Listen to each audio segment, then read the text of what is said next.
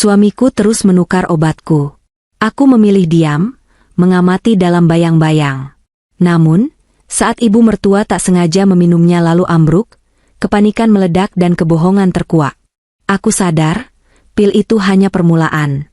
Dia bukan sekadar mengganti obatku, dia sedang berusaha mengubah takdirku. Sebelum ceritanya dimulai, silakan tulis di kolom komentar dari daerah mana saja teman-teman yang menonton cerita ini. Jangan lupa like dan subscribe agar channel ini bisa semakin berkembang dan bisa mempersembahkan cerita yang lebih menarik lagi. Hujan di Jakarta Selatan sore itu terasa berbeda. Bukan sekadar guyuran air dari langit yang rutin membasahi bumi di bulan-bulan berakhiran, melainkan sebuah peringatan alam yang terasa mencekam. Langit di atas kawasan Menteng berubah menjadi abu-abu gelap, seolah menekan atap rumah megah tempatku tinggal. Suara guntur yang menggelegar di kejauhan serasi dengan detak jantungku yang tak beraturan. Aku berdiri di depan jendela dapur yang besar, menatap ke arah taman belakang yang kini tergenang air. Pohon mangga besar di sudut halaman bergoyang hebat diterpa angin kencang. Sore hari adalah waktuku untuk ritual yang paling tidak kusukai, namun paling krusial dalam hidupku, minum obat. Penyakit autoimun yang kuderita sejak 5 tahun lalu membuat tubuhku tak lagi sepenuhnya milikku.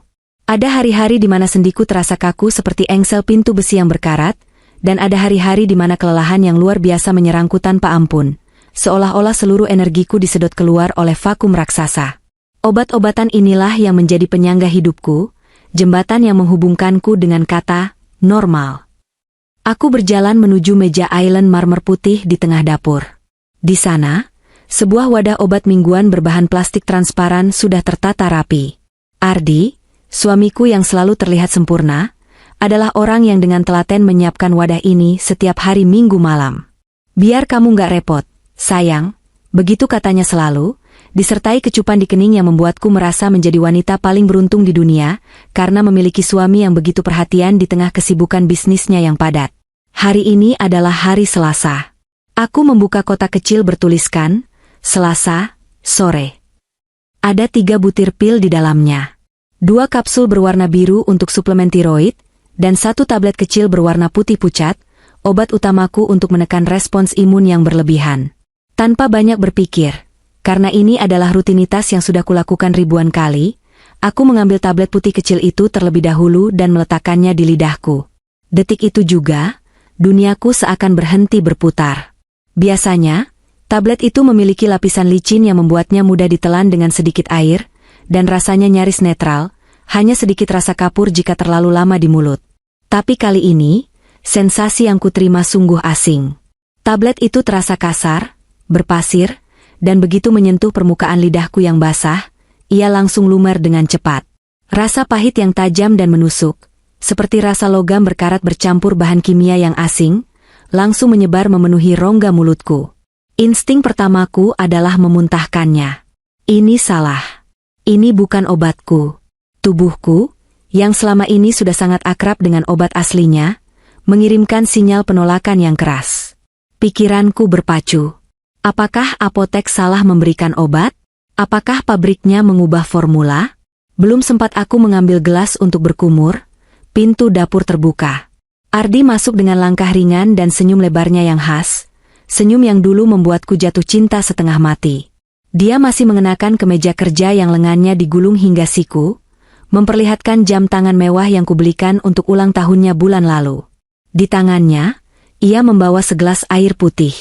Waktunya minum obat, Tuan Putri, ujarnya dengan nada riang yang terasa sedikit terlalu dibuat-buat di telingaku yang sedang panik.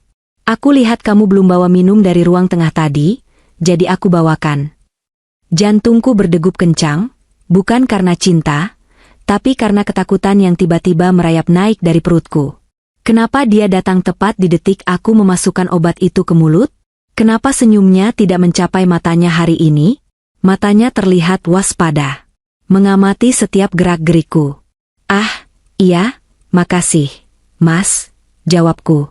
Suaraku terdengar sedikit serak, tercekat oleh rasa pahit yang semakin menjadi-jadi di lidahku.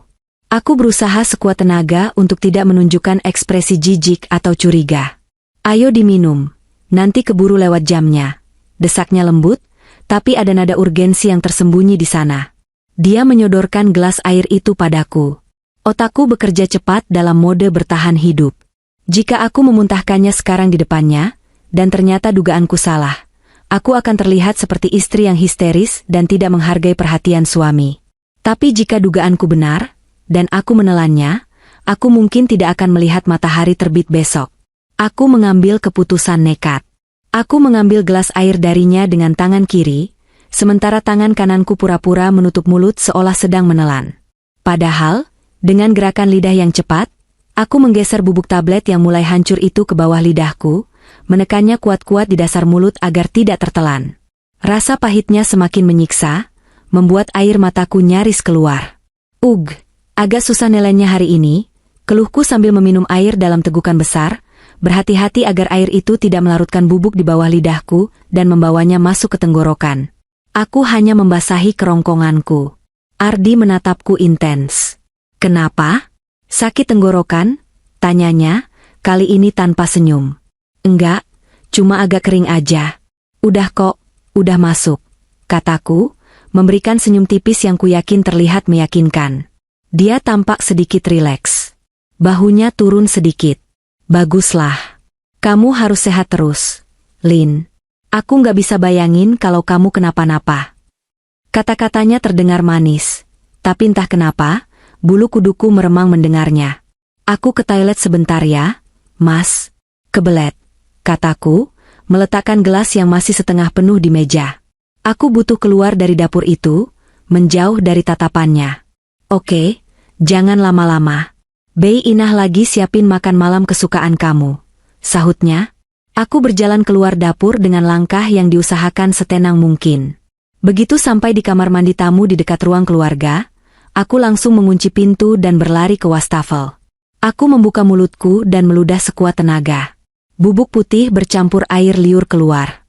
Aku menyalakan keran air dingin, berkumur berkali-kali, menggosok lidahku dengan jari untuk menghilangkan sisa-sisa rasa pahit yang mengerikan itu. Aku menatap pantulan wajahku di cermin. Pucat. Mataku terbelalak ketakutan. Apa yang sebenarnya terjadi? Apakah suamiku sendiri, pria yang berjanji sehidup semati denganku di altar 5 tahun lalu, pria yang diangkat derajatnya oleh keluargaku dari orang biasa menjadi pengusaha terpandang, sedang mencoba mencelakaiku? Aku teringat bagaimana Ardi selalu bersikeras dialah yang harus menyiapkan obatku. Aku teringat bagaimana akhir-akhir ini dia sering bertanya tentang detail polis asuransi jiwaku yang nilainya fantastis itu. Aku teringat tatapan matanya yang dingin saat dia mengira aku tidak sedang melihatnya. Dengan tangan gemetar, aku mengambil tisu dan mengelap sisa bubuk di wastafel, lalu membungkus gumpalan tisu basah yang berisi sisa obat itu. Aku tidak membuangnya ke toilet. Aku memasukkannya ke dalam saku celana bahanku. Aku butuh bukti. Kecurigaan ini bukan sekadar paranoia akibat penyakitku. Ada sesuatu yang busuk di rumah mewah ini, lebih busuk dari bau tanah basah di luar sana. Dan aku harus mencari tahu kebenarannya, sebelum semuanya terlambat. Keesokan harinya, aku bangun dengan perasaan yang jauh lebih berat dari biasanya. Bukan karena penyakitku, melainkan karena beban rahasia yang kusimpan di saku celanaku semalam. Gumpalan tisu berisi bubuk mencurigakan itu kini tersimpan aman di dalam tas tanganku yang paling dalam, terbungkus rapat dalam plastik klip kecil. Ardi sudah berangkat ke kantor pagi-pagi sekali. Dia meninggalkan catatan kecil di nakas. "Morning, sayang. Aku ada meeting pagi di SCBD. Jangan lupa sarapan dan minum obat ya. Love you." Tulisan tangannya yang rapi dan kata-kata manis itu kini terasa seperti ejekan. Dulu aku akan tersenyum membacanya, sekarang aku hanya merasakan mual. Aku menunggu hingga Bei Inah, asisten rumah tangga senior yang sudah mengabdi pada keluargaku sejak aku masih remaja, pergi ke pasar. Bei Inah adalah orang yang setia, tapi aku belum bisa mempercayai siapapun saat ini. Setelah memastikan rumah kosong, aku menelepon taksi online. Aku tidak berani menggunakan sopir pribadi kami, Pak Ujang, karena dia terlalu setia pada Ardi. Tujuanku adalah sebuah laboratorium swasta di daerah Cikini. Pemiliknya, Dr. Sarah, adalah teman kuliahku dulu, seorang wanita cerdas dan berintegritas tinggi yang bisa kupercaya untuk tutup mulut. Sepanjang perjalanan, aku meremas tas tanganku dengan gelisah. Hujan masih mengguyur Jakarta, membuat jalanan macet dan suasana hatiku semakin kelabu. Aku menatap keluar jendela mobil, melihat gedung-gedung tinggi yang basah dan orang-orang yang berlarian menghindari hujan, merasa terasing dari dunia di sekelilingku. Sesampainya di laboratorium, aku langsung menemui Sarah di ruangannya. Wajahnya menunjukkan keterkejutan saat melihat kedatanganku yang mendadak dan penampilanku yang mungkin terlihat kacau. "Alina? Ya ampun, kamu kenapa?" "Pucat sekali," tanyanya cemas, langsung menarik kursi untukku. Aku tidak punya waktu untuk basa-basi.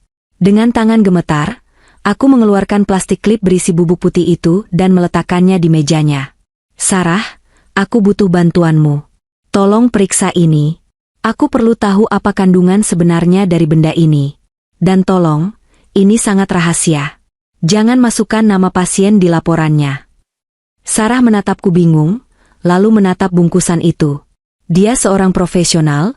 Dia tidak banyak bertanya meski aku tahu dia sangat penasaran. "Oke, Lin. Aku akan minta analis senior untuk segera mengerjakannya. Kamu tunggu di sini ya. Butuh waktu sekitar 2 jam untuk analisis lengkap." 2 jam itu terasa seperti 2 tahun. Aku duduk di ruang tunggu VIP yang dingin, menatap kosong ke layar televisi yang menayangkan berita banjir di beberapa titik di Jakarta. Pikiranku melayang ke masa lalu, ke saat aku pertama kali bertemu Ardi di sebuah pameran seni. Dia tampan, karismatik, dan memiliki ambisi yang menyala-nyala di matanya. Dia berbeda dari pria-pria kaya yang biasa dijodohkan denganku. Ardi terlihat lapar akan kesuksesan. Keluargaku awalnya ragu karena latar belakangnya yang tidak jelas, tapi aku bersikeras. Aku dibutakan oleh cinta, atau mungkin oleh kepandaiannya memanipulasi perasaanku. Akhirnya, Sarah kembali. Wajahnya kali ini tidak hanya cemas, tapi juga terlihat ngeri. Dia menutup pintu ruangannya rapat-rapat sebelum duduk di hadapanku, dan menyodorkan selembar kertas hasil lab. "Lin, kamu dapat ini dari mana?" bisiknya, suaranya bergetar. Aku mengambil kertas itu dan membaca hasilnya. Istilah-istilah kimia yang rumit berjejer di sana, tapi Sarah telah melingkari kesimpulannya dengan pulpen merah. Mataku terpaku pada kata-kata itu, brodifacoum, antikoagulan rodentisida. Dunia serasa runtuh menimpaku. "Rodentisida?" tanyaku dengan suara yang nyaris tak terdengar. "Itu racun tikus, kan?" Sarah mengangguk pelan, matanya berkaca-kaca. "Iya, Lin. Ini jenis racun tikus yang sangat kuat. Bekerja dengan cara mengencerkan darah, menyebabkan pendarahan internal yang lambat laun akan berakibat fatal. Dosis dalam sampel ini cukup rendah, tidak akan membunuh seketika, tapi jika dikonsumsi rutin setiap hari." Dia tidak menyelesaikan kalimatnya. Dia tidak perlu melakukannya. Aku merasa mual, kali ini sungguhan. Ardi, suamiku, telah meracuniku secara perlahan. Dia mencetak ulang racun tikus menjadi bentuk yang persis sama dengan obatku. Dedikasi dan kekejaman macam apa yang dibutuhkan untuk melakukan hal sedetail itu? "Lin, kita harus lapor polisi," kata Sarah tegas, meraih tanganku. "Jangan," sergahku cepat, menarik tanganku. Pikiranku kembali bekerja cepat meski hatiku hancur lebur. "Jangan sekarang, Sar. Aku belum punya cukup bukti kalau Ardi yang melakukannya. Dia bisa saja mengelak, bilang apotek yang salah, atau ada orang lain yang menaruhnya. Aku butuh bukti kalau dia yang merencanakannya. Selain itu, ada satu hal lagi yang menahanku, perjanjian pranikah kami. Ayahku, seorang pengusaha properti yang cerdik, bersikeras membuat perjanjian itu. Jika kami bercerai, Ardi tidak akan mendapatkan sepeser pun dari harta bawaanku. Tapi ada satu klausul kecil yang kini terasa seperti jerat di leherku. Jika salah satu dari kami meninggal karena sebab alami atau sakit, pasangan yang ditinggalkan akan mewarisi sebagian besar aset dan pengelolaan bisnis keluarga. Kematian karena sakit adalah jalan emas bagi Ardi untuk menguasai segalanya. Jika aku lapor polisi sekarang dan gagal membuktikannya, dia akan semakin waspada atau bahkan melakukan tindakan yang lebih nekat. "Terus kamu mau apa? Kembali ke rumah itu dan membiarkan dia meracunimu lagi?" tanya Sarah frustrasi. Aku menggeleng, menghapus air mata yang sempat menetes. Tatapanku berubah keras. "Tidak. Aku tidak akan meminumnya lagi. Tapi aku akan membuatnya percaya kalau rencananya berhasil. Aku pulang ke rumah dengan tekad baru. Rasa sakit hati dan pengkhianatan telah berubah menjadi bahan bakar kemarahan yang dingin. Aku adalah putri dari seorang konglomerat yang membangun kerajaannya dari nol, darah petarung mengalir di nadiku. Ardi mungkin berpikir aku adalah istri yang rapuh dan penurut, tapi dia akan segera menyadari kesalahannya. Mulai sore itu, sandiwaraku dimulai. Saat Ardi pulang kerja, aku sedang duduk di sofa ruang tengah, berselimut tebal meskipun AC tidak terlalu dingin. Aku sengaja tidak menyisir rambutku dan membiarkan wajahku tanpa riasan agar terlihat kusam. "Lin, kamu kenapa? Sayang, kok pucat banget?" Ardi langsung menghampiriku, meletakkan tas kerjanya dan duduk di sampingku. Dia menyentuh keningku dengan punggung tangannya. Sentuhan yang dulu terasa hangat kini membuatku jijik. "Gak tahu nih, Mas," jawabku lemah, mendesah pelan. Kepalaku pusing banget dari siang. Terus rasanya badan lemes semua, kayak gak ada tenaga. Aku melihat kilatan kepuasan yang sangat samar di matanya, sebelum dia dengan cepat menggantinya dengan ekspresi khawatir yang terlatih. "Aduh, kasihan istriku. Mungkin efek obatnya lagi kenceng ya? Atau kamu kecapean?" "Mungkin," kataku lirih. Aku mengambil sisir yang sengaja kuletakkan di meja, lalu menyisir rambutku perlahan. Aku menarik segenggam rambut rontok yang sudah kusiapkan sebelumnya dari sela-sela sisir, dan menunjukkannya padanya dengan wajah sedih. "Lihat deh, Mas. Rambutku rontoknya makin parah. Aku takut." Ardi menatap gumpalan rambut itu. Dia tampak terpesona. "Tenang, sayang. Itu pasti cuma fase sementara. Nanti juga tumbuh lagi. Kamu jangan stres ya, nanti malah makin parah sakitnya." Dia kemudian berdiri, bergegas menuju dapur. "Tunggu sebentar ya. Aku buatkan teh herbal spesial. Temanku baru bawakan dari Tiongkok. Katanya bagus banget buat balikin stamina dan detoks racun di tubuh." Detoks racun. Betapa ironisnya kata-kata itu keluar dari mulutnya. Tak lama kemudian, dia kembali membawa secangkir teh yang mengepul dengan aroma rempah yang kuat. Dia duduk di sampingku, meniup teh itu perlahan sebelum menyodorkannya ke bibirku. "Ayo diminum, selagi hangat. Ini pasti bikin kamu enakan," bujuknya dengan nada yang sangat lembut, seperti sedang membujuk anak kecil. Aku menatap cairan keruh di dalam cangkir itu. Apalagi yang dia masukkan ke dalamnya? Arsenik? Sianida dosis rendah? Aku tidak tahu. Yang ku tahu, aku harus meminumnya, atau setidaknya, membuatnya terlihat seperti aku meminumnya. Aku menerima cangkir itu dengan tangan yang sengaja ku buat gemetar. Aku mendekatkannya ke bibir, membiarkan uapnya menerpa wajahku. Ardi menatapku lekat-lekat, antisipasi terpancar jelas di wajahnya. Dia menungguku menelan, perhatiannya yang mematikan. Ini adalah permainan catur, dan aku baru saja menjalankan bidak pertamaku. Minggu pagi datang dengan langit yang masih menyisakan mendung, seolah matahari enggan menjadi saksi atas kebusukan yang terjadi di rumah ini. Ardi sudah bangun lebih awal dari biasanya. Dia mengenakan pakaian golf bermerek dari ujung kepala sampai ujung kaki, wewangian mahal menguar dari tubuhnya, menutupi bau niat jahat yang kini bisa kucium dengan jelas. "Sayang, aku berangkat ke Sentul dulu ya. Ada janji main sama Pak Handoko dan beberapa investor potensial," pamitnya sambil merapikan kerah kaos polonya di depan cermin besar kamar kami. Dia menatap pantulanku yang masih bergelung di tempat tidur dengan selimut tebal. "Kamu istirahat saja di rumah. Jangan lupa minum obat siang nanti. Aku sudah siapkan di meja makan." Aku mengangguk lemah, memasang wajah lelah yang sudah kulatih semalaman di depan cermin kamar mandi. "Iya, Mas. Hati-hati ya. Jangan pulang terlalu malam." "Pasti.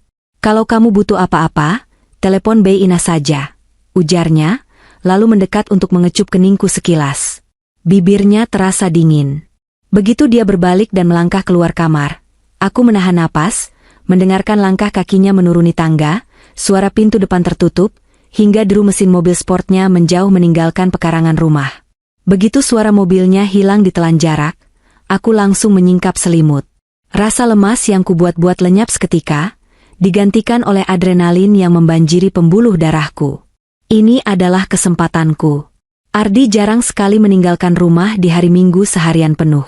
Golf di Sentul berarti aku punya waktu setidaknya 5-6 jam sebelum dia kembali. Aku bergegas turun ke lantai bawah, memastikan Bei Inah sedang sibuk mencuci pakaian di area belakang. Bei, aku mau istirahat di kamar saja seharian, kepalaku pusing banget. Jangan diganggu ya, kecuali darurat, teriakku sedikit dari arah tangga. Baik, Non. Nanti Bibi siapkan bubur buat makan siang, sahut Bei Inah dari kejauhan. Aman. Langkahku langsung tertuju pada satu ruangan yang selama ini menjadi wilayah kekuasaan mutlak Ardi, ruang kerjanya. Ruangan itu terletak di sudut lantai 1, dengan pintu kayu jati tebal yang selalu terkunci rapat jika dia tidak ada di dalam. Ardi selalu beralasan banyak dokumen rahasia perusahaan di sana.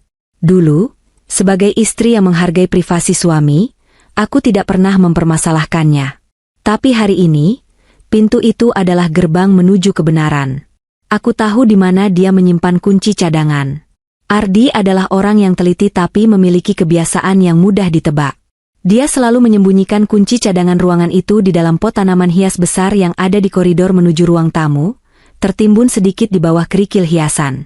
Tanganku meraba-raba permukaan kerikil putih itu dengan jantung berdegup kencang. Bagaimana jika dia memindahkannya? Bagaimana jika dia membawanya? Jariku menyentuh sesuatu yang dingin dan keras logam. Dapat. Dengan tangan gemetar, aku memasukkan kunci ke lubang pintu dan memutarnya. Klik. Pintu terbuka. Aroma tembakau mahal dan pembersih lantai menyambutku. Ruang kerja Ardi tampak rapi, terlalu rapi bahkan. Rak-rak buku berderet memenuhi dinding, diisi oleh buku-buku manajemen dan biografi orang sukses yang aku ragu pernah dia baca. Di tengah ruangan, sebuah meja kerja mahoni besar berdiri kokoh, simbol status yang sangat dia banggakan. Aku masuk dan menutup pintu perlahan di belakangku, tapi tidak menguncinya, berjaga-jaga jika aku harus kabur mendadak. Aku mulai menggeledah laci mejanya. Terkunci. Aku menggunakan penjepit kertas yang kutemukan di atas meja untuk mencoba membukanya, trik konyol yang kulihat di film, tapi gagal total. Aku mendengus frustrasi. Mataku menyapu sekeliling ruangan, mencari tempat persembunyian lain. Ardi bukan tipe orang yang menaruh rahasia di tempat yang mudah dijangkau. Pandanganku tertumbuk pada lukisan abstrak besar di dinding sebelah kiri. Lukisan itu sedikit miring. Instingku bergerak. Aku menurunkan lukisan itu dan benar saja, ada sebuah brankas dinding tertanam di sana. Masalah baru, kode kombinasi. Aku berdiri mematung di depan panel angka digital itu. Apa kodenya? Ulang tahunku? Terlalu klise. Ulang tahunnya? Dia terlalu paranoid untuk menggunakan angka yang mudah ditebak orang lain. Tanggal pernikahan kami? Sudah kucoba dalam kepalaku, rasanya tidak mungkin. Ardi mencintai uang lebih dari segalanya. Aku mencoba mengingat angka-angka yang sering dia sebutkan tanpa sadar. Lalu aku teringat sesuatu yang pernah dia katakan saat mabuk kemenangan setelah mendapatkan tender besar dulu. Angka keberuntungan itu bukan tanggal lahir, Lin. Tapi tanggal pertama kali kamu pegang 1 miliar pertamamu. Aku tahu tanggal itu. Dia pernah memamerkan foto cek pertamanya padaku dengan bangga. Foto itu bahkan dia bingkai kecil di meja kerjanya. 18 Agustus 2019. Dengan ragu, aku menekan tombol 180819. Lampu indikator berkedip merah. Salah. Aku menggigit bibir. Coba lagi. Mungkin dibalik? Tidak. Bagaimana kalau tanggal dia mendapatkan aku secara resmi? Bukan pernikahan, tapi tanggal perjanjian pranikah kami ditandatangani. Itu adalah hari di mana dia merasa posisinya aman. Tanggal 12 Mei 2020. Aku menekan 120520. Bip. Lampu berubah hijau. Mekanisme pengunci berbunyi klik berat. Pintu brankas terbuka perlahan. Hatiku mencelos melihat isinya. Bukan tumpukan uang tunai yang kutemukan, melainkan tumpukan dokumen yang akan menjelaskan alasan kenapa suamiku ingin aku mati. Tumpukan paling atas adalah sebuah map biru tua. Aku membukanya. Itu adalah polis asuransi jiwa atas namaku yang baru diperbarui 3 bulan lalu. Nilai pertanggungannya membuat kepalaku pusing, 50 miliar rupiah. Dan penerima manfaat tunggalnya adalah Ardiansyah, Suamiku. Dia telah menaikkan premi diam-diam tanpa sepengetahuanku, memalsukan tanda tanganku di beberapa lembar persetujuan. Tanganku gemetar memegang kertas itu. Nyawaku telah diberi label harga, dan harganya cukup untuk membuatnya hidup mewah seumur hidup. Tapi kenapa dia butuh uang sebanyak itu sekarang? Bukankah gajinya dari perusahaan keluargaku sudah lebih dari cukup? Jawabannya ada di tumpukan dokumen di bawahnya. Sebuah buku catatan hitam kecil, dan beberapa lembar surat tagihan yang sepertinya dia sembunyikan mati-matian dari tukang pos. Aku membuka buku hitam itu. Isinya adalah catatan manual dengan tulisan tangan Ardi yang berantakan karena panik. Juli, kalah 500 juta, situs slot Zeus. Agustus, pinjam rentenir Koh Ayung 2 miliar, bunga 10%. September, los kripto 3 miliar. Oktober, tagihan jatuh tempo. Harus bayar atau aset disita. Mataku membelalak membaca deretan angka itu. Miliaran rupiah. Suamiku, pria yang selalu tampil necis dan berlagak seperti investor ulung, ternyata adalah pecandu judi online dan spekulan bodoh yang terjerat utang raksasa. Total utangnya yang tercatat di sini mencapai belasan miliar rupiah. Dia bangkrut. Dia benar-benar bangkrut secara pribadi. Aku menemukan juga surat ancaman dari penagih utang ilegal yang diselipkan di halaman belakang buku itu. Bahasanya kasar dan mengancam keselamatan fisik. Pantas saja dia terlihat gelisah akhir-akhir ini. Pantas saja dia ingin aku mati cepat. Kematianku adalah tiket lotrenya. Dengan uang asuransi dan warisan yang akan dia kelola jika aku mati, sakit, dia bisa melunasi semua utang ini dan kembali menjadi orang kaya baru yang sombong. Rasa jijik merayap naik ke kerongkonganku. Aku meletakkan kembali buku itu dengan tangan yang terasa kotor. Jadi, selama ini, cinta dan perhatiannya hanyalah investasi jangka panjang. Obat-obatan yang dia tukar dengan racun itu adalah usahanya untuk mencairkan aset. Aku bukan istri baginya, aku adalah sapi perah yang harus disembelih karena dia butuh dagingnya sekarang. Aku segera memotret semua dokumen itu dengan ponselku. Halaman demi halaman, bukti demi bukti. Setelah selesai, aku mengembalikan semuanya ke posisi semula, persis seperti sedia kala. Menutup brankas, memasang kembali lukisan. Namun, bukti foto saja tidak cukup. Aku butuh bukti dia melakukan aksinya. Dari saku celanaku, aku mengeluarkan 3 kotak kecil yang kupesan secara online melalui akun samaran minggu lalu, dan baru tiba kemarin sore, lewat kurir instan yang kutemui diam-diam di gerbang komplek. Kamera pengintai mini. Bentuknya seperti sekrup hitam kecil dan sensor asap. Aku memasang satu di rak buku, tersembunyi di antara deretan ensiklopedia tebal, mengarah langsung ke meja kerjanya. Satu lagi aku bawa keluar. Aku melangkah cepat ke dapur, memasang kamera bentuk sekrup itu di sudut atas lemari kabinet, menyorot langsung ke area tempat dia biasa menyiapkan obat-obatan dan minumanku. Dan satu lagi kupasang di ruang tengah, diselipkan di sela-sela hiasan dinding. Kamera-kamera ini terhubung langsung ke aplikasi tersembunyi di ponselku yang dilindungi kata sandi ganda. Sekarang, setiap gerakannya, setiap kali dia meracik racun itu, setiap kali dia tersenyum licik saat aku tidak melihat, semuanya akan terekam. Aku kembali ke kamar tidur dengan napas terengah-engah tapi hati yang puas.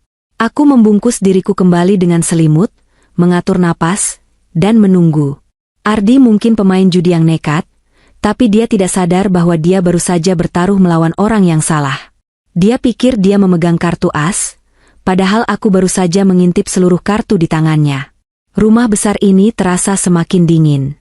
Di luar, hujan mulai turun lagi, memukul-mukul jendela kamar seperti ketukan palu hakim yang siap menjatuhkan vonis. Aku memejamkan mata, bukan untuk tidur, tapi untuk membayangkan wajah Ardi saat nanti dia sadar bahwa kemenangannya hanyalah ilusi. Sore menjelang malam, suasana rumah yang tadinya hening mencekam berubah menjadi kacau balau. Bukan karena badai di luar, tapi karena badai yang datang menerobos masuk lewat pintu depan. Sebuah mobil Alphard hitam berhenti di pekarangan, dan dari dalamnya keluarlah sosok yang paling tidak ingin kutemui dalam kondisi seperti ini. Ibu Ratna, ibu mertuaku.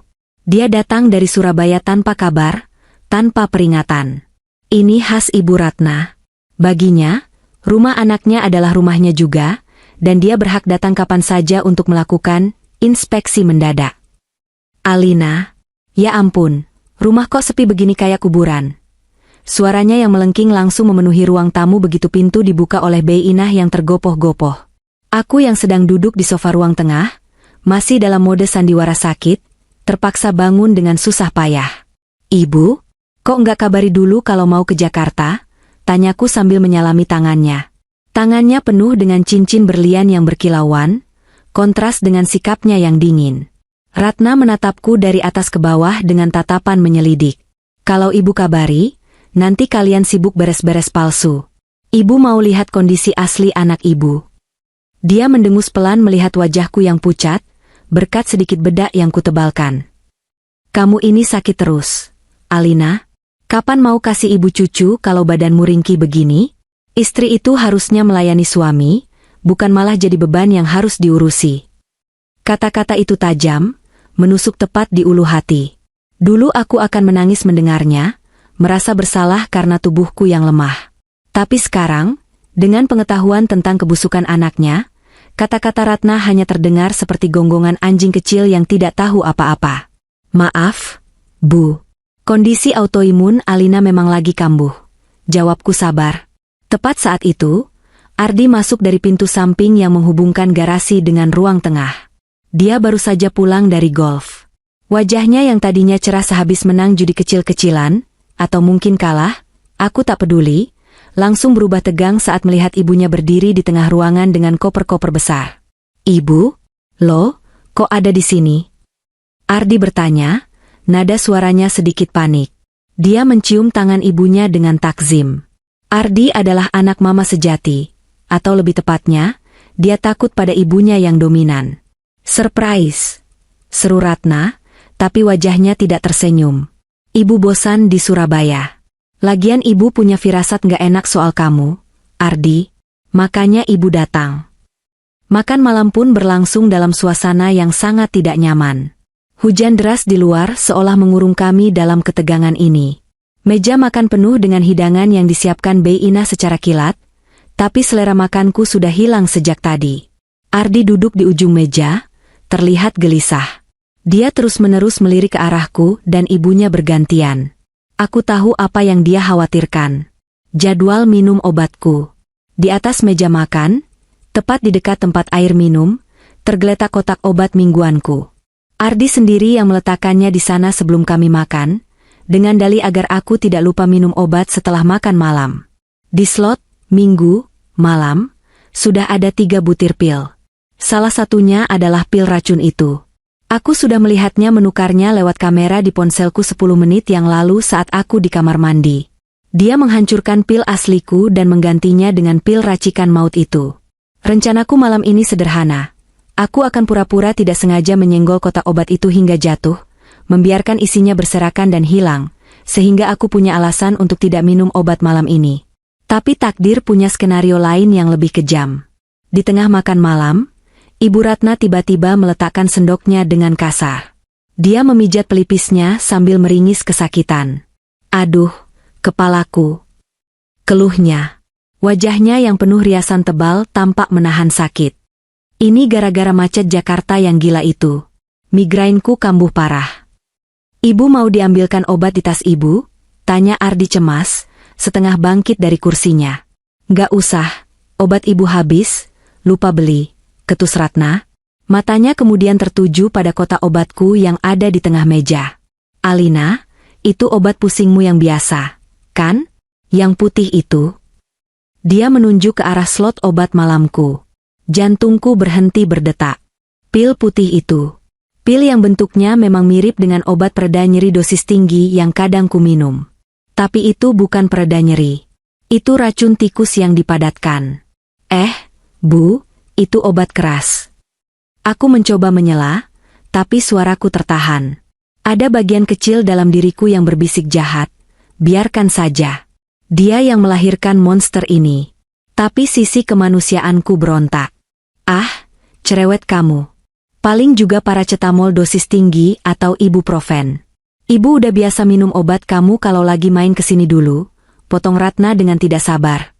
Tanpa menunggu persetujuan, tangan Ratna yang penuh perhiasan itu menyambar kotak obat. Gerakannya begitu cepat karena didorong rasa sakit yang mendesak. Dia membuka slot, Minggu, malam. Ardi yang sedang berada di dekat kulkas mengambil air dingin, berbalik badan. Matanya membelalak lebar saat melihat ibunya memegang butiran putih itu. Wajahnya pucat pasi, lebih putih dari tembok di belakangnya. "Ibu, jangan!" teriak Ardi. Tapi teriakannya terlambat 1 detik. Ratna, dengan kesombongan khasnya yang merasa berhak atas apa saja di rumah ini, sudah melemparkan butiran pil itu ke dalam mulutnya dan menenggaknya dengan segelas air putih yang ada di hadapannya. Glup!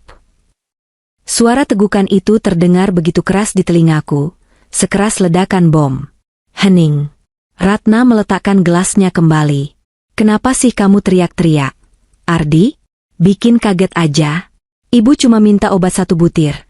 Pelit amat sama orang tua sendiri," omelnya, belum menyadari apa yang baru saja dia telan. Ardi mematung. Tangannya gemetar hebat hingga air dari botol yang dipegangnya tumpah sedikit ke lantai. Dia menatap ibunya dengan tatapan horor yang murni. Dia tidak bisa bilang itu racun. Jika dia bilang, dia mengaku sebagai pembunuh. Tapi jika dia diam, ibunya dalam bahaya besar. Aku duduk diam di kursiku, tanganku mencengkeram serbet di pangkuan. Aku melihat kepanikan di mata Ardi, kepanikan seorang amatir yang rencananya hancur berantakan. Dia terjebak. "Ardi, kamu kenapa melongo begitu? Kayak lihat hantu?" tanya Ratna bingung melihat reaksi anaknya. "Ibu itu obat khusus Alina. Dosisnya beda," gagap Ardi. Keringat dingin mulai bercucuran di dahinya. "Ibu harus muntahkan. Sekarang." "Apaan sih? Udah masuk perut kok." Ratna mengibaskan tangannya, meremehkan. "Palingan ngantuk dikit.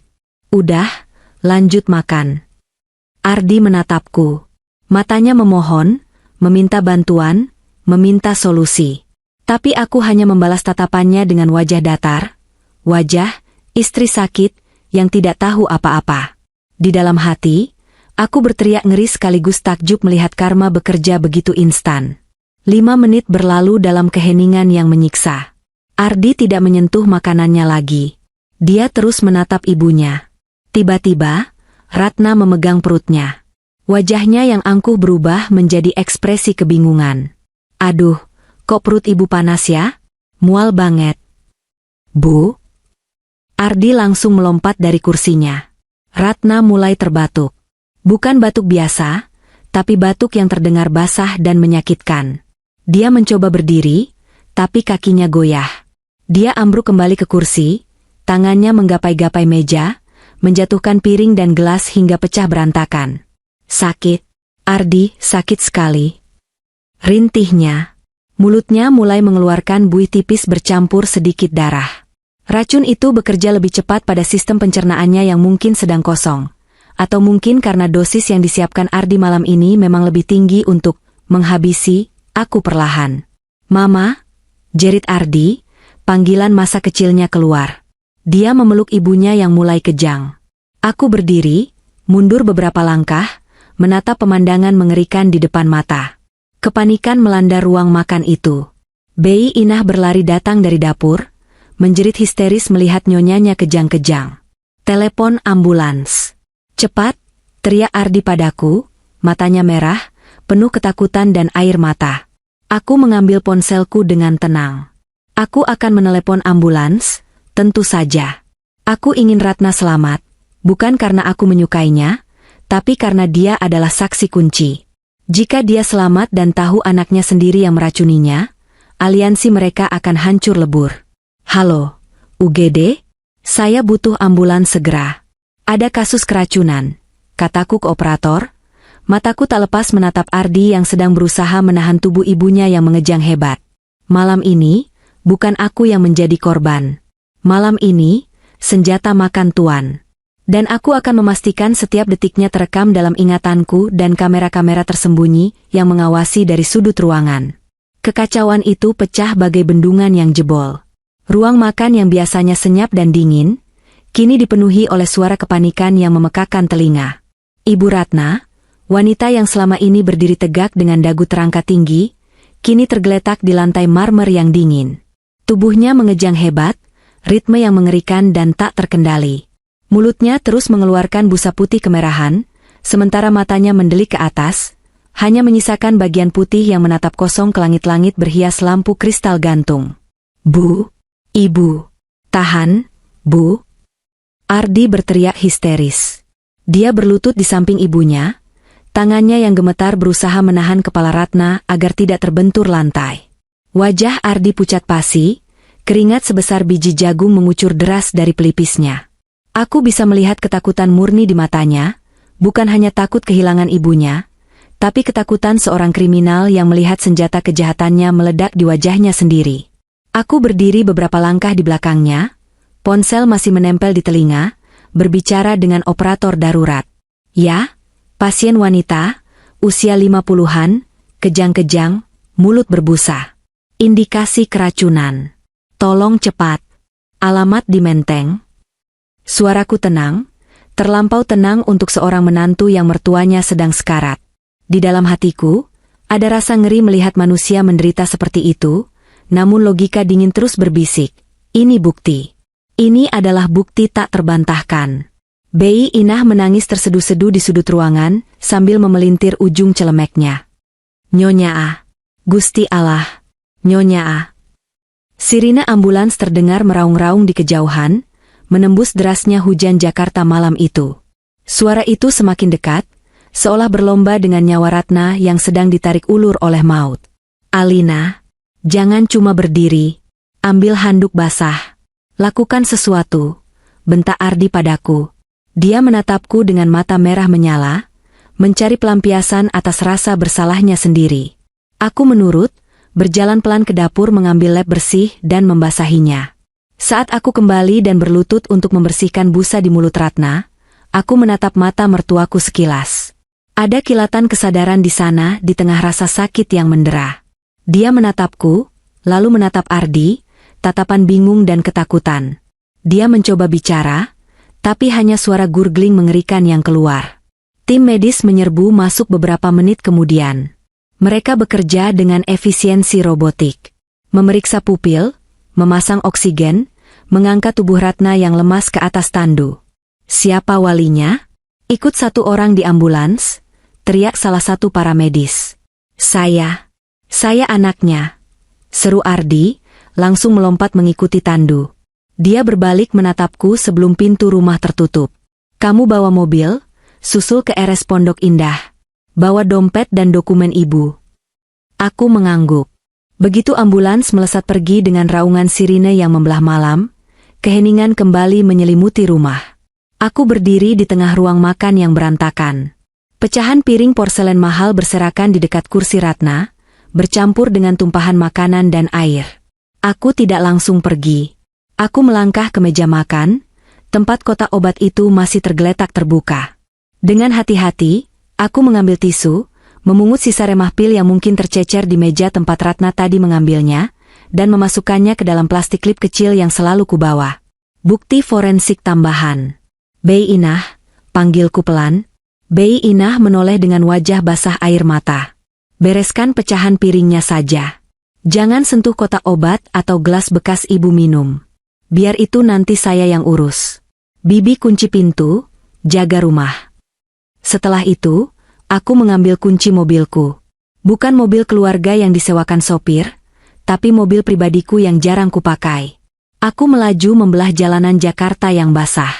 Hujan deras menghantam kaca depan mobil, wiper bergerak panik ke kiri dan kanan, seirama dengan pikiranku yang menyusun rencana selanjutnya.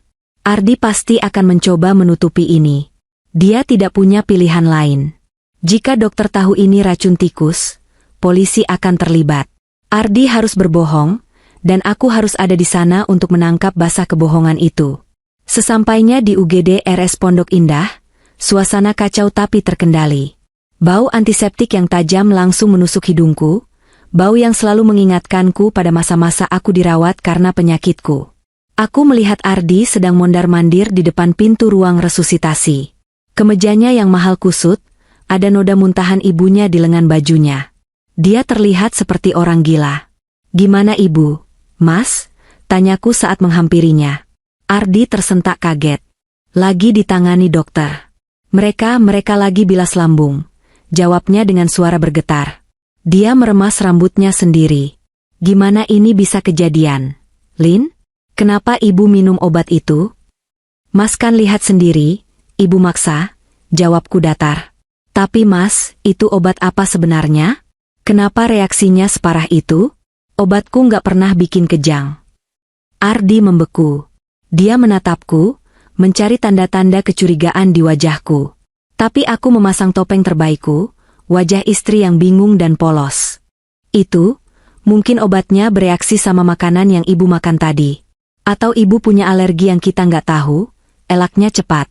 Kamu jangan ngomong aneh-aneh ke dokter ya. Nanti malah jadi panjang urusannya. Kasihan ibu kalau harus diperiksa polisi segala macam saat lagi sakit begini. Ah, disitulah dia. Manipulasinya mulai bekerja. Menggunakan rasa kasihan pada ibunya untuk menutupi kejahatannya. 1 jam berlalu. Pintu ruang tindakan terbuka.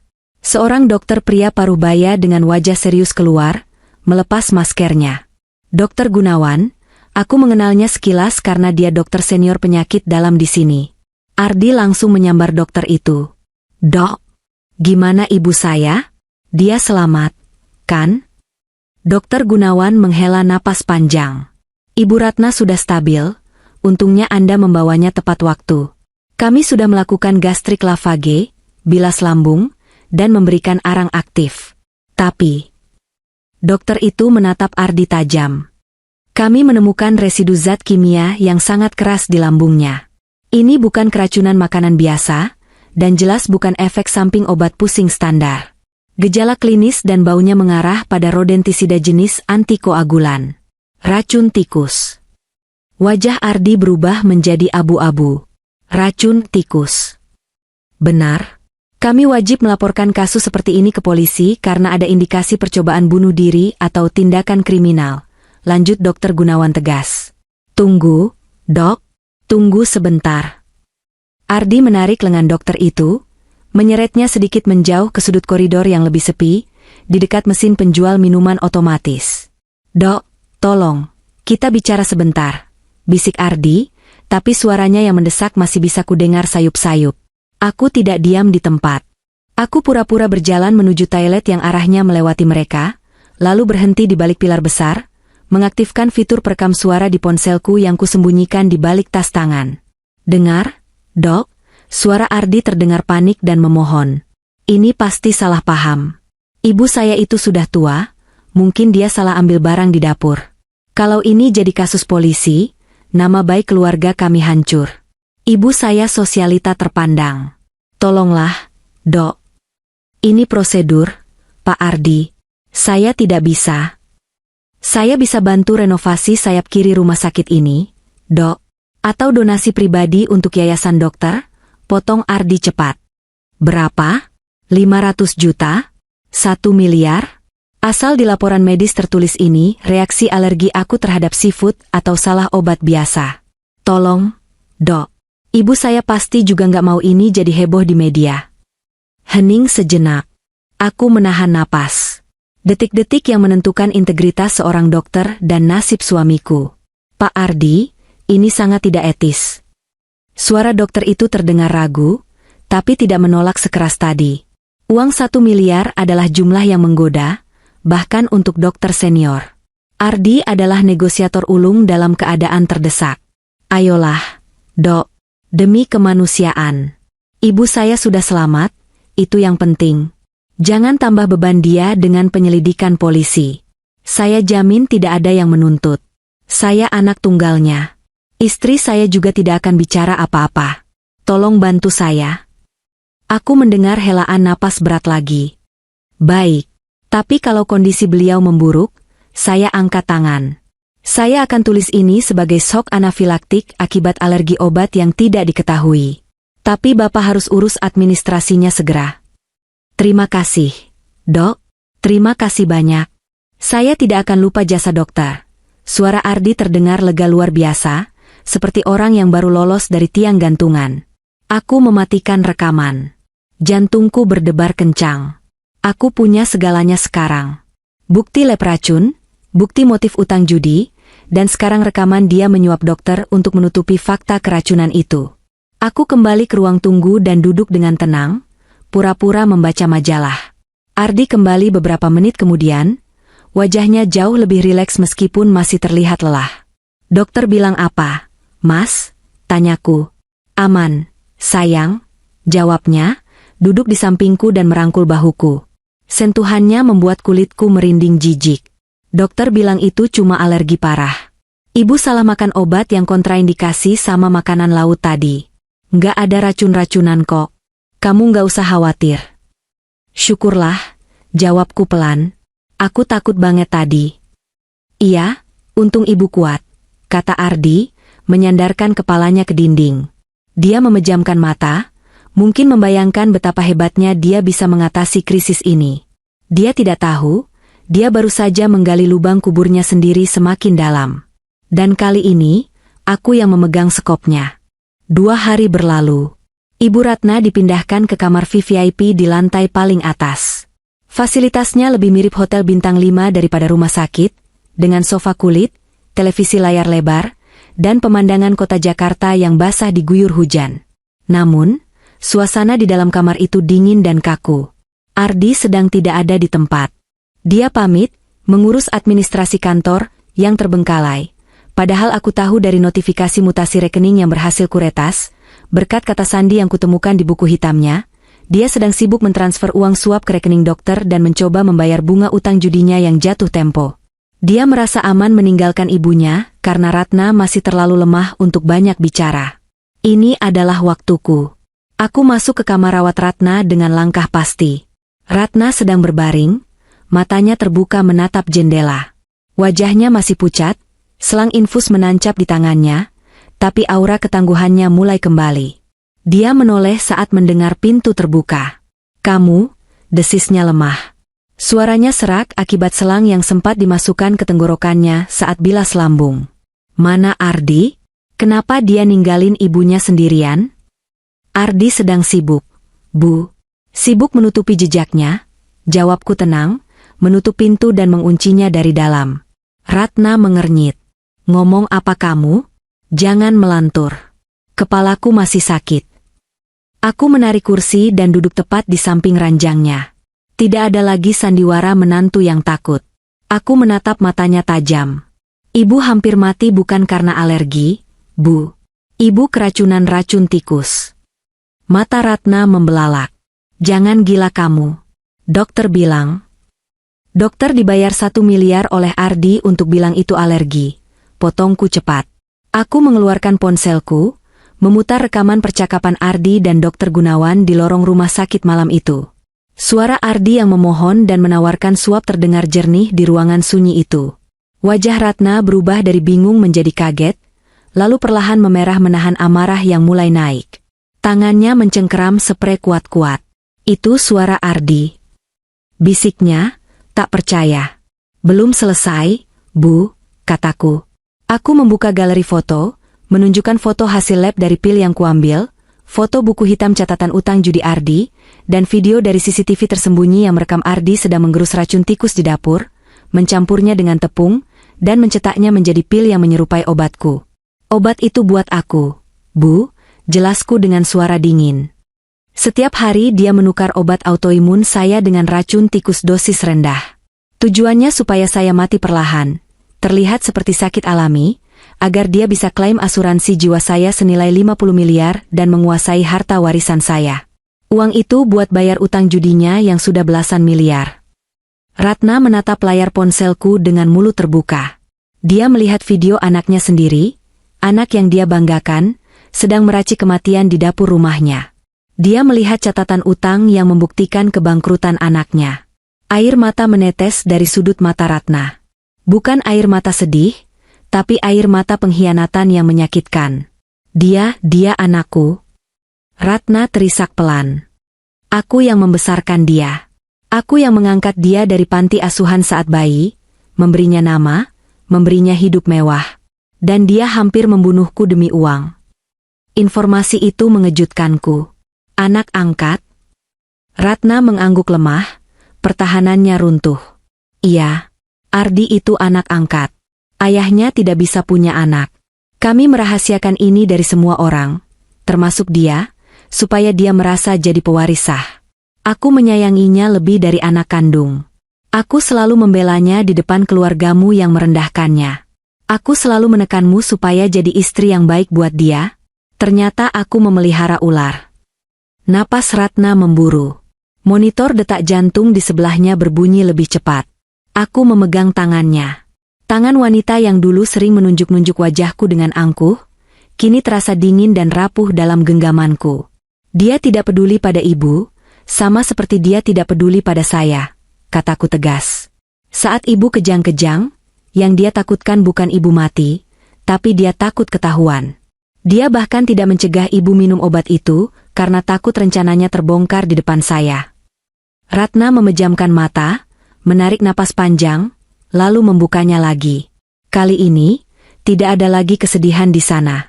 Yang ada hanya api kemarahan yang dingin, sama seperti api yang ada di dalam diriku. Ibu Ratna adalah seorang wanita besi. Dia tidak menjadi istri konglomerat Surabaya dengan menjadi lemah. Dia tahu bagaimana cara membalas sakit hati. Apa rencanamu, Alina? Tanyanya. Suaranya tidak lagi serak, tapi tajam dan penuh otoritas. Dia menatapku bukan lagi sebagai menantu yang tidak berguna, tapi sebagai sekutu. Saya punya semua bukti untuk memenjarakannya seumur hidup. Tapi itu terlalu mudah, jawabku. Saya mau dia merasakan kehilangan segalanya. Saya mau dia merasa menang dulu, terbang tinggi, lalu kita hempaskan ke tanah sampai hancur berkeping-keping di depan semua orang yang dia coba kagumkan. Ratna tersenyum tipis, senyum yang mengerikan. Minggu depan. Syukuran kesembuhanku. Ide bagus, sahutku. Kita adakan pesta besar di rumahmu. Lanjut Ratna, otaknya mulai menyusun strategi dengan cepat. Undang semua kolega bisnisnya, investor yang sedang dia rayu, teman-teman sosialitaku, dan keluarga besarmu. Kita buat dia merasa jadi raja sehari. Dia pasti akan pakai momen itu untuk pamer bahwa ibunya sembuh berkat baktinya, dan istrinya yang sakit-sakitan masih dia rawat dengan setia. Dan di puncak acara, saat dia merasa paling aman. Tambahku, kita bongkar semuanya, pungkas Ratna. Dia meremas tanganku erat. Alina, maafkan ibu selama ini.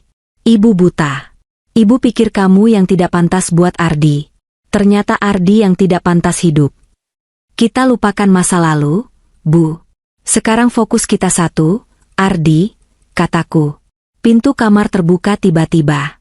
Kami berdua tersentak, tapi dengan cepat mengubah ekspresi. Ratna kembali memejamkan mata pura-pura tidur, dan aku duduk tegak seolah sedang menjaga pasien. Ardi masuk dengan wajah lelah tapi tersenyum. Dia membawa sekeranjang buah besar. Hai, sayang. Ibu gimana? Udah bangun? Aku menoleh, memberikan senyum tipis. Tadi sempat bangun sebentar, minum air, terus tidur lagi. Kayaknya masih lemas banget. Ardi meletakkan keranjang buah di meja, lalu berjalan mendekati ranjang. Dia mengelus tangan ibunya. Cepat sembuh ya, Bu. Ardi sayang ibu. Di balik kelopak matanya yang terpejam, aku tahu Ratna sedang menahan gejolak jijik yang luar biasa. Dan aku, yang duduk di belakang Ardi, menatap punggung suamiku dengan tatapan predator. Nikmatilah hari-hari terakhirmu sebagai pria bebas, Mas. Karena dua wanita yang paling kau remehkan, kini sedang merajut jaring untuk menangkapmu. Mas, panggilku lembut. Ibu tadi sempat ngigau pas bangun. Katanya dia mau adakan syukuran kalau sembuh nanti. Pengajian dan makan malam besar di rumah. Wajah Ardi berbinar.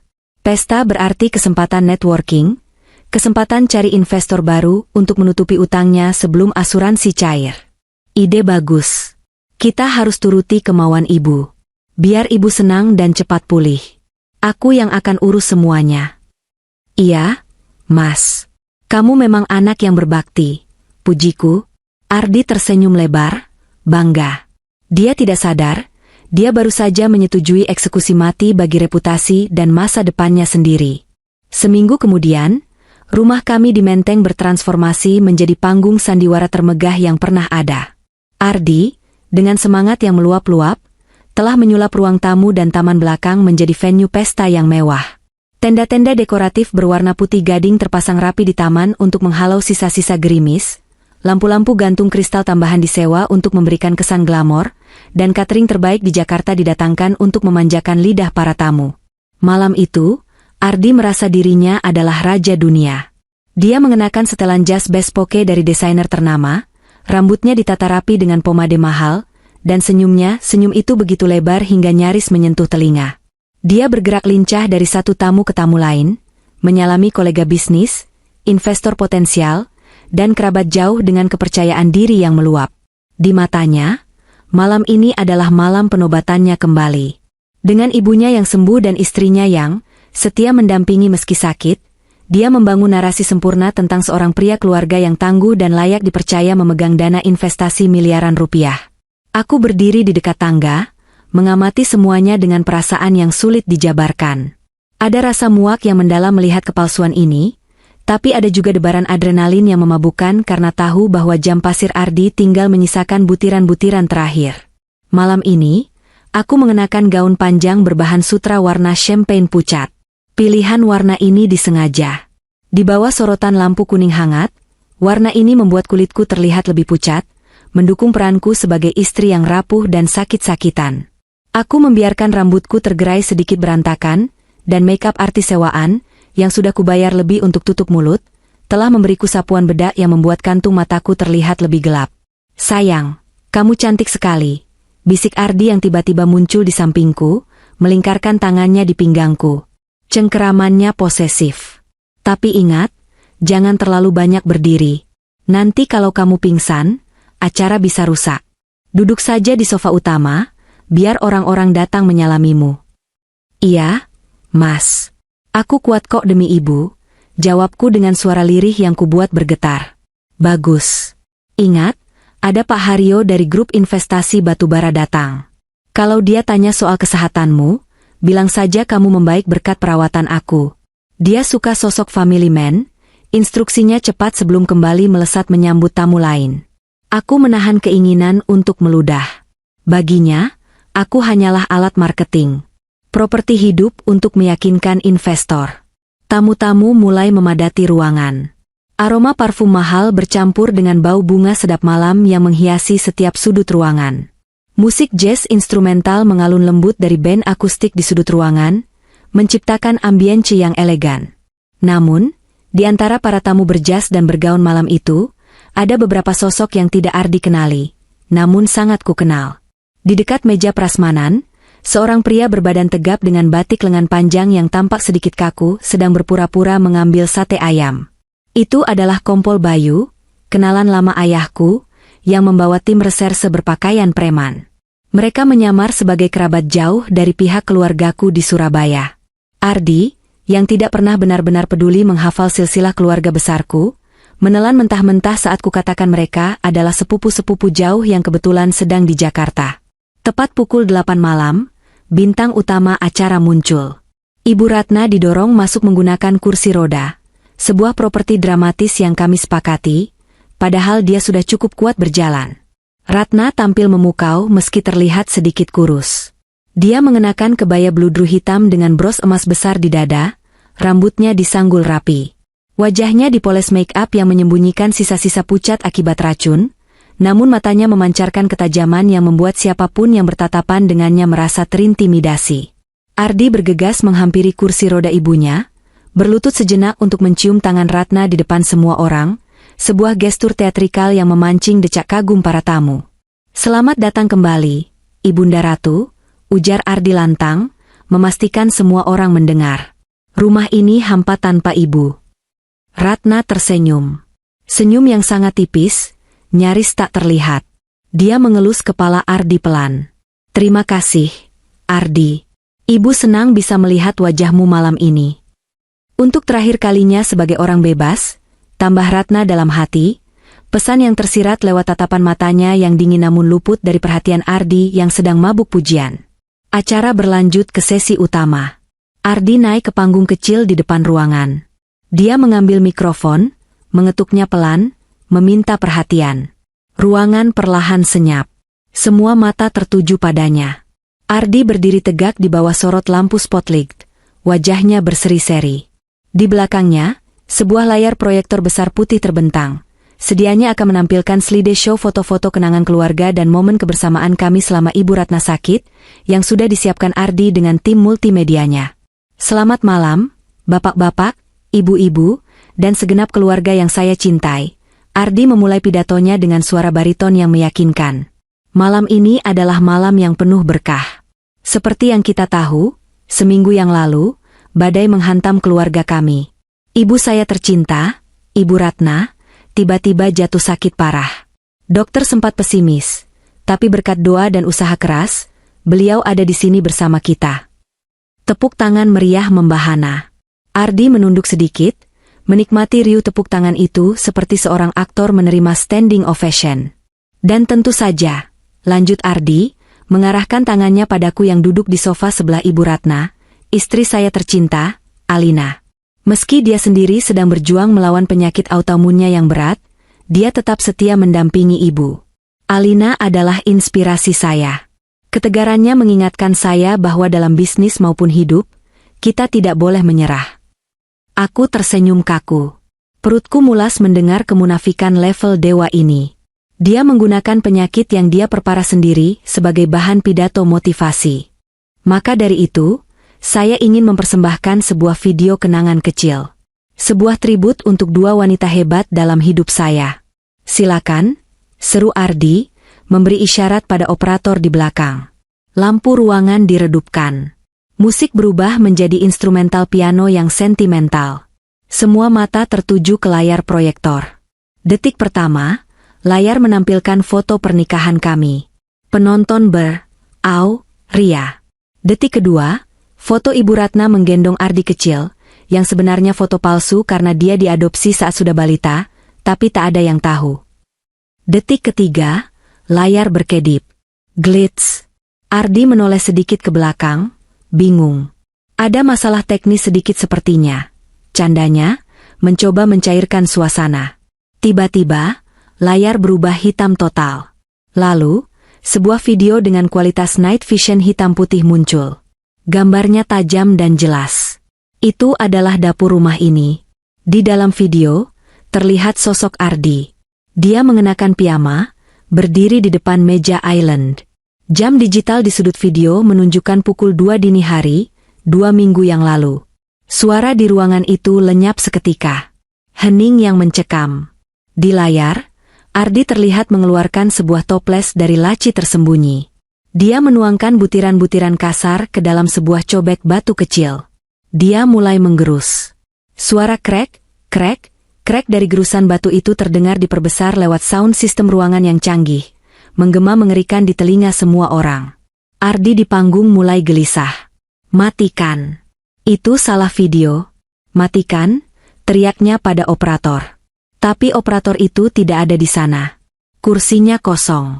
Aku yang memegang kendali lewat tablet di pangkuanku, tersembunyi di balik tas pestaku. Video terus berlanjut. Ardi di layar mengambil tepung, mencampurnya dengan bubuk hasil gerusan tadi, lalu dengan telaten menggunakan alat pencetak pil manual kecil. Dia mencetak pil-pil putih bulat. Setelah itu, dia mengambil botol obatku yang asli, membuang isinya ke wastafel, dan menggantinya dengan pil racikan itu. Wajah Ardi di layar terlihat sangat fokus, tapi kemudian dia tersenyum. Dia mengangkat botol obat itu seolah bersulang pada bayangannya sendiri di jendela. Mati pelan-pelannya, sayang biar asuransinya cair mulus, gumam Ardi di video itu. Suaranya kecil, tapi mikrofon kamera tersembunyi menangkapnya dengan cukup jelas untuk membuat seluruh ruangan menahan napas. Di dunia nyata, wajah Ardi berubah menjadi putih kertas. Dia menerjang ke arah laptop yang terhubung ke proyektor, berusaha mencabut kabelnya. Tapi sebelum dia sampai, video berganti. Kini muncul foto-foto dokumen. Catatan utang judi online. Total loss, 15 miliar rupiah. Surat tagihan rentenir dengan ancaman pembunuhan. Dan terakhir, rekaman suara percakapannya dengan Dr. Gunawan. Berapa? 500 juta? 1 miliar? Asal di laporan medis tertulis ini reaksi alergi. Suara itu menggelegar di seluruh ruangan. Para tamu mulai berbisik riuh. Beberapa kolega bisnis Ardi berdiri dengan wajah jijik. Pak Haryo, investor batubara itu, membanting gelas minumannya ke meja dan menatap Ardi dengan tatapan membunuh. Ardi berdiri mematung di tengah panggung. Kabel proyektor sudah dia cabut, tapi terlambat. Gambarnya sudah hilang, tapi kebenarannya sudah telanjang. Itu editan, teriak Ardi panik. Suaranya pecah, tinggi dan histeris. Dia menunjuk ke layar kosong. Itu deepfake. AI. Sekarang zaman AI. Ada orang yang mau menjatuhkan saya. Itu fitnah. Dia berlari turun dari panggung, menghampiri Pak Haryo. Pak, Bapak percaya saya kan? Itu saingan bisnis yang bikin. Mana mungkin saya racuni istri sendiri? Saya cinta Alina. Pak Haryo menepis tangan Ardi kasar. Jangan sentuh saya. Kamu sakit jiwa. Ardi berbalik, matanya liar mencari dukungan. Dia melihat ibunya. Ratna duduk tenang di kursi rodanya, menatap Ardi tanpa ekspresi. Ibu bilang ke mereka. Ibu tahu kan Ardi sayang ibu? Ardi yang bawa ibu ke rumah sakit. Itu video palsu, Bu. Ardi bersimpuh di kaki ibunya, memegang lutut Ratna. Perlahan, Ratna mencondongkan tubuhnya ke depan. Dia menatap mata anak angkat yang dibesarkannya itu. Dengan gerakan perlahan namun penuh tenaga, Ratna menampik tangan Ardi dari lututnya. Lepaskan tangan kotormu dari kakiku, ucap Ratna. Suaranya tidak keras, tapi terdengar jelas di keheningan ruangan. Dia tidak menggunakan mikrofon, tapi wibawanya mengisi seluruh aula. Aku tidak punya anak yang mencoba membunuh ibunya sendiri dengan racun tikus. Bu. Ardi ternganga. Dunianya runtuh. Ibu tahu? Aku tahu semuanya, jawab Ratna dingin. Dan aku yang minta video itu diputar. Ardi mundur, terhuyung-huyung seperti orang mabuk. Dia menabrak meja prasmanan, menjatuhkan piring-piring. Dia terpojok. Tatapannya kemudian jatuh padaku. Aku masih duduk di sofa, menatapnya lurus. Perlahan, aku berdiri. Aku tidak lagi membungkuk. Aku tidak lagi memegangi kepalaku. Aku berdiri tegak, setegak tiang beton. Aku mengambil tisu basah dari tasku, lalu dengan gerakan tenang, aku menghapus bedak tebal di wajahku, memperlihatkan rona kulitku yang sebenarnya, kulit yang sehat karena seminggu ini aku tidak meminum racunnya dan mengonsumsi vitamin dosis tinggi. Kamu. Desis Ardi. Kamu nggak sakit. Sakitku memang ada, Mas, jawabku lantang, tapi racunmu yang bikin aku sekarat. Dan sekarang, racun itu sudah tidak ada di tubuhku. Ardi meraung marah. Dia menyadari dia telah ditipu mentah-mentah. Wajah tampannya terdistorsi oleh kemurkaan. Dia menerjang ke arahku, tangannya mengepal siap memukul. Dasar istri jalang. Kau jebak aku. Para tamu wanita menjerit. Tapi Ardi tidak pernah sampai menyentuhku. Dua pria berbatik yang tadi berdiri di dekat prasmanan bergerak secepat kilat. Kompol Bayu menangkap lengan Ardi, memuntirnya ke belakang punggung dengan teknik kuncian polisi yang efisien. Ardi terjerembab ke lantai, wajahnya menghantam karpet mahal yang dia beli dengan kartu kreditku. Ardiansyah, Anda kami tangkap atas dugaan percobaan pembunuhan berencana terhadap saudari Alina dan Ibu Ratna, serta penipuan dan penggelapan dana. Suara Kompol Bayu terdengar tegas dan formal saat dia memborgol tangan Ardi di belakang punggung. Malam pesta yang seharusnya menjadi penobatan sang raja palsu, berakhir menjadi eksekusi publik bagi harga dirinya. Di luar, guntur menggelegar, seolah langit Jakarta ikut memalu-palu vonis untuk suamiku. Keriuhan pesta telah berubah menjadi TKP, tempat kejadian perkara. Para tamu sudah dievakuasi keluar secara teratur, meninggalkan bisik-bisik yang akan menjadi headline gosip Jakarta selama berbulan-bulan ke depan. Reputasi Ardi bukan hanya hancur, ia telah menjadi debu. Ardi masih di lantai, meronta-ronta seperti binatang liar yang terperangkap. Borgol perak mengikat tangannya erat, tapi mulutnya masih bebas menyemburkan bisa. Lepasin gue, kalian gak punya bukti kuat. Itu video ilegal. Gak bisa dipakai di pengadilan, teriaknya. Dia menatapku dengan mata yang memancarkan kebencian murni. Tidak ada lagi topeng suami penyayang. Inilah wajah aslinya, wajah seorang sosiopat yang terdesak. Alina, kamu pikir kamu bisa menang? Tanpa aku, kamu cuma wanita sakit-sakitan yang gak bisa urus bisnis. Kamu butuh aku. Aku berjalan mendekatinya. Sepatu hak tinggiku beradu dengan lantai marmer. Tak, tak, tak, sebuah irama kemenangan yang tenang. Aku berjongkok di depannya, menatap matanya dari jarak dekat. Mas, panggilku pelan. Kamu salah besar. Aku sakit autoimun, bukan sakit otak. Selama 5 tahun ini, aku membiarkan kamu memimpin karena aku ingin menghargaimu sebagai suami, bukan karena aku tidak mampu. Aku mengeluarkan sebuah botol kecil dari saku gaunku. Botol berisi bubuk racun yang sudah dianalisis lab. Aku menggoyang-goyangkannya di depan wajahnya. Dan soal bukti, aku punya hasil lab resmi, kesaksian dokter yang mau jadi justice kolaborator setelah ditekan polisi, rekaman CCTV, catatan keuanganmu, dan kesaksian korban utama, ibumu sendiri. Kamu akan membusuk di penjara, Mas. Dan saat kamu keluar nanti, kalau kamu masih hidup, kamu tidak akan punya sepeser pun. Perjanjian pranikah kita batal demi hukum karena tindakan kriminalmu terhadap pasangan. Wajah Ardi memucat lagi. Harapan terakhirnya untuk tetap kaya meski di penjara pun sirna. Bawa dia, perintahku pada Kompol Bayu. Baik, Bu Alina, jawab Bayu hormat. Dia dan timnya menyeret Ardi berdiri. Ardi diseret keluar melewati ruang tamu yang porak-poranda. Saat melewati ibunya, Ardi mencoba satu upaya terakhir. Bu, ibu tega sama Ardi? Ardi anak ibu? Ratna tidak menoleh. Dia sedang sibuk membetulkan letak selendangnya, seolah-olah suara Ardi hanyalah gangguan kecil seperti dengungan lalat. Sikap tak acuh itu adalah pukulan terberat bagi narsisisme Ardi. Dia menjerit frustrasi saat didorong masuk ke dalam mobil polisi di halaman depan. Sirine biru berputar-putar, memantul di dinding rumah megah yang basah oleh hujan, menandai berakhirnya era Ardi di rumah ini. Setelah mobil polisi pergi, dan tamu terakhir serta petugas forensik selesai mengambil barang bukti tambahan, rumah itu menjadi sangat sunyi. Hanya tersisa aku, Ibu Ratna, dan Bey Inah yang sedang menyapu pecahan gelas dengan tangan gemetar di sudut ruangan. Ibu Ratna menghela napas panjang. Dia terlihat lelah, usianya yang tua tiba-tiba terlihat jelas di wajahnya. Topeng besi yang dia pakai sepanjang malam akhirnya retak. Sudah selesai, gumamnya. Sudah selesai, Bu. Jawabku. Ratna menatapku. Kamu hebat, Alina. Aku salah menilaimu. Kamu lebih kuat dari baja. Saya belajar dari yang terbaik.